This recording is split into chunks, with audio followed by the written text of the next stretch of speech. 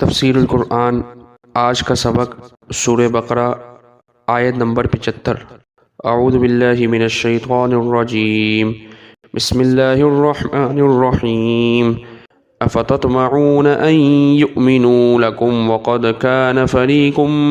منہم یسمعون کلام اللہ ثم یحرفونہ من بعد ما عقلوہ وہم یعلمون۔ ترجمہ: کیا تم لوگ یہ امید رکھتے ہو کہ یہودی تمہارے کہنے سے ایمان لے آئیں گے؟ اور حال یہ ہے کہ ان میں سے کچھ لوگ ایسے تھے جو اللہ کا کلام سنتے رہے ہیں پھر اس میں تحریف کرتے رہے ہیں، اس کے بعد وہ اس کو سمجھتے تھے اور جانتے تھے۔ اس آیت مبارکہ کی تفسیر میں یہ بات لکھی ہے کہ مسلمانوں کو یہ امید اور آرزو ختم فرما دی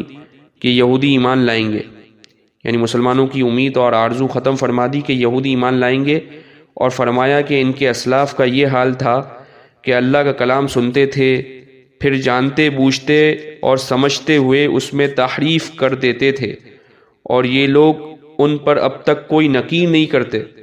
اور طریقہ کار کو غلط نہیں بتاتے، بلکہ ان سے محبت اور تعلق میں بہت آگے ہیں۔ جس طرح ان لوگوں نے اپنے اپنے زمانے میں آیات بینات کا کھلا کھلا مشاہدہ کیا، پھر بھی اپنے نبیوں کی تکذیب کی اور اللہ کے کلام کی تکذیب کی، اسی طرح یہ لوگ بھی معجزات اور دلائل اور شواہد دیکھتے ہیں لیکن ٹس سے مس نہیں ہوتے اور حضرت محمد صلی اللہ علیہ وسلم پر ایمان نہیں لاتے۔ اس آیت شریفہ میں جو اللہ کا کلام سن کر اس میں تحریف کرنے کا ذکر ہے، اس کے بارے میں حضرت ابن عباس رضی اللہ عنہما نے فرمایا کہ اس میں اس واقعے کا ذکر ہے کہ جب حضرت موسیٰ علیہ السلام 70 آدمیوں کو اپنے ساتھ لے گئے، وہاں انہوں نے اللہ کا کلام سن لیا تھا، لیکن جب قوم کے پاس واپس آئے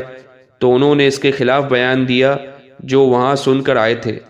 دوسرے حضرات نے فرمایا کہ اس سے تورات شریف کی تحریف کرنا مراد ہے۔ وآخر دعوانا ان الحمد للہ رب العالمین۔